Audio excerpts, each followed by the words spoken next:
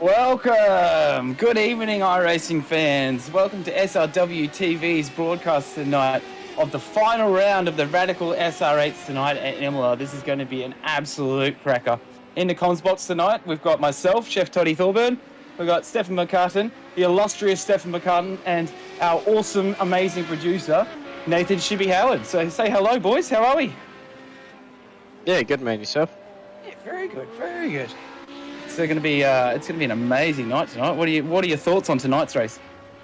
Yeah, it's going to be pretty good. We've got a pretty good battle there up the top of the championship between Alex and Tom. So, they've been showing that other class of the field in the SR8 Radicals. So I think we're going to have another classic here between those guys. But also you've had others that have been performing from sort of the back of the grid at the start of the season and working their way up. So, 40-minute race, compulsory pit stop. It's going to be good fun, I reckon. I think so. We've got pretty moderate temperatures today too. It's 20 degrees. Got 73% humidity there. Slight bit of a breeze, but as Stefan was saying also about the championship lead there. So Alex called in first. We've got Tom Cowie in second with 564 points. So it's pretty close, 12 points there between our first and second place getters. Then we've got Robbie Griffiths in third with Nathan Verney in fourth. He's had a bit of a rise up through the ranks, so he's had some great races and some good rounds lately. Fifth is Andrew Cowan, our Andrew Cowie, our illustrious other co-host for SRW TV also. So he'll be in a very nice livery tonight, punching some laps out. So he's done well to stay in that, to wrap out that top five there, hasn't he, Stefan? Yeah, he's come along real well in that second half of the season, and also just looking back there, 8th, 9th and 10th all on equal points, so and 11th only 6 points behind them, so that battle for that, the top 10 positions at the end there is all on. It is all on, yeah. With one of my boys in there, Kellen, so it's all going to be good. It's going to be good fun.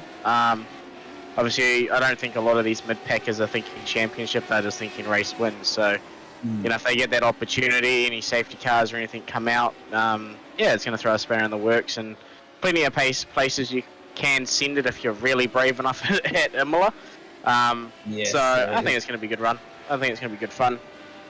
I think we'll have to look out for the exits of corners more so than the entrance to corners at Imola this week. It's a bit of a change from what we've seen in the last couple of weeks. A lot of kind of downhill kind of braking sections that have really unsettled a lot of these cars in the different series. So it's good to be in a track that's a touch different for once, and it's you can get some serious pace in this track.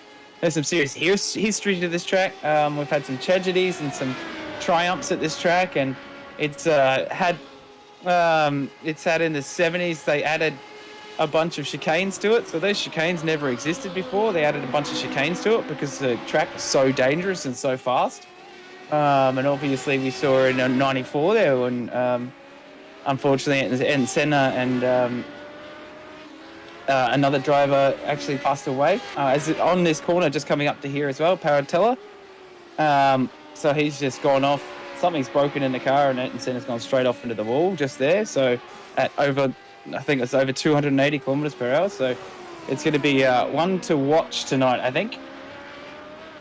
Yeah, it's Imola's always. I've also added a few more different curbs and that sort of stuff coming into this bus stop or this chicane here. So you've sort of got two levels of curbs where you don't really want to hit that brown one you can see on screen, but you want to absolutely straddle the red to sort of send the car over. So yeah, corner exits are definitely going to be key, especially coming out of a slow corner like that. We can see where David is now. This is another passing opportunity before you get onto the main straight. There's also a fishy car there just chilling in the gravel there on the exit. But it looks like Peter Morris there, maybe. Yeah, just having a nice beach trip during quali. Yeah, having a play in the sandpit, Yeah, why not? But it's going to be good fun. This track's in these cars is very fast and flowing, and you sort of want to not use the brake as much and just let the downforce do its job where you can. So, it's going to be, I think it's going to be a good race. I got Tom up there up top at pole at the moment on his first run, as Scotty Bartram just pips him on a 37.7, so less than a tenth of a second between those two. We've had a bit of a spin there, Dave Unger. Gone a bit sideways there, wasn't it? Very easy to do there. And you can see the two DSL or After Dark Sim Racing guys there working together to try and get some good laps in for quali. So, that is also that was Tom Curry, sorry. it's also working on Alex's favour, as he does have a teammate that he can sort of use as a back off or help. yes, sort of like same as what me and Adam do in the Porsches. You know, he's the number 1 guy, and I'll defend for that number 2 position. So, you know, Tom being a privateer doesn't quite have that luxury, so that may come into it as well a little bit. If Scotty can get in front of Tom at any point and just, even if he's just driving his race and, you know, holds him up for a couple of laps, that's still potentially a couple of seconds in the favour of Alex. So, yeah, there's a lot that can play out, so it'll be interesting to see how it goes. And there's obviously a few more passing spots on this track than we've seen in the previous couple of weeks. So, do you think we'll see some serious passing moves and some pretty risky sort of sends, or do you think people kind of, or do you think they'll just leave that to the last half of the race? Yeah, I think it's going to be more last half of the race. You've always got that first lap where cold tyres, and especially in these radicals, they don't like cold tyres. So, you know, there's always going to be that first few laps of just settling into the race, settling into your rhythms, and everyone finding out where they are on track, essentially, and then deciding when to pit, when to change their compulsory tyres and all that sort of stuff. So, yeah, I think it's going to be pretty cruisy for the first half, but in that last 20 minutes, it'll probably come to life. Obviously, an early safety car, everyone can come and do their pit stops, get their fuel they need and tyres, and then we can have a potential 30-40 minute sprint race. But yeah, you just never know. You never know. We have seen these guys in the past couple of weeks actually push it out their pitting time quite a bit in the last couple of tracks and stuff like that. I'm not sure if they were just a bit more confident there and they can save a bit more tyre, but I know these guys would be pretty confident around Imola. This is one of my favourite tracks, personal favourite tracks, and it's just a great flowing, really cool track. So yeah, we might see some pretty amazing times and some pretty amazing races. They're already, bloody hell, they're only 7 minutes. They're not even 8 minutes into qualifying. They're already down to 37s. Wow.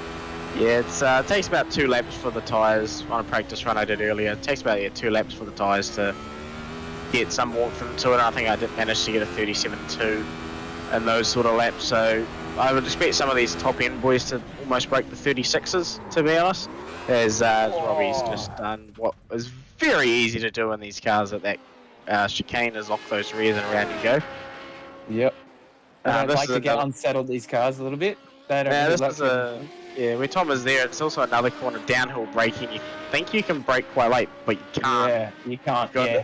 You've got to sort of coast it through almost and just allow that downforce to take you around the corner.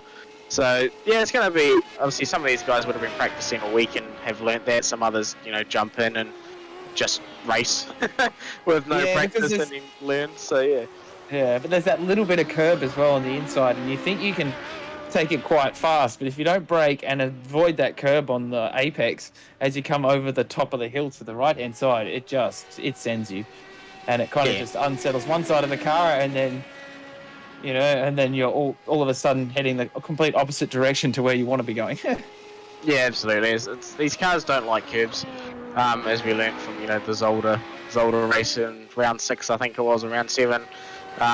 They just don't like curbs. They like fast-flowing tracks, more like, you know, Silverstone and Hockenheim and that sort of stuff, where curbs aren't really involved. But you take them to Imola, where to be fast, you've got to straddle the curbs in a car that doesn't like the curbs. So that's always a great combination as well. Makes another thing for these drivers to think about, just because they don't already have enough to while driving these cars.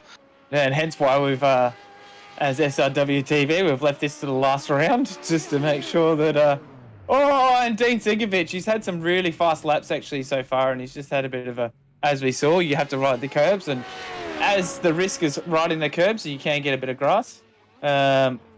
These things you can kind of handle them over curb, but if they get too much of grass or a bit too much of that AstroTurf on the outside, see, he's gotten a bit of sand there and a bit of gravel there, but he's just held on to it. But you can see, especially in iRacing, all that kind of debris sticks on that tyre for a little bit as well, because how slick these tyres are. So it does make the next corner or so a little bit sketchy also. So we'll have to look out for that also during the race. Yeah, absolutely. It's so I think it's going to be a good race. We're halfway through quali at the moment. We've got Alex scored a few tenths clear of his teammate Scotty Bartron up there. Tom looks like he's actually been struggling a little bit to put a lap together, a representative fast lap together so far. So we'll have to keep an eye on him. Robbie's jumped into P3 with a good banker. David's in 5th, and Dean's doing pretty well in 6th because you've had those top 5 there, pretty much at the top 5 for the whole of the majority of the season.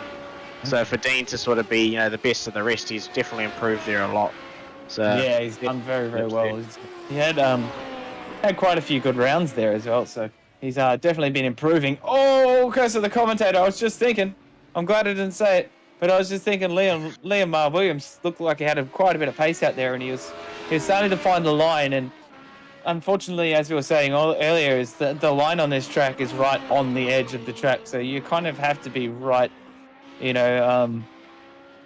kind of cojones in your hand to get round here and hit a really fast time. Even to go sub 140 is pretty quick around here, to be honest. So these guys are all sub 140s, so we're all looking pretty good already. Yeah, it's as I say, this car is very easy to lose it and sort of lose a couple of seconds just by having a little twitch. And if you have a moment there like Leon, obviously it's hard to catch when you've only got 2 tires on the ground. So you definitely want to hit the curbs, but you almost want to focus on like having the steering wheel straight when you hit them, so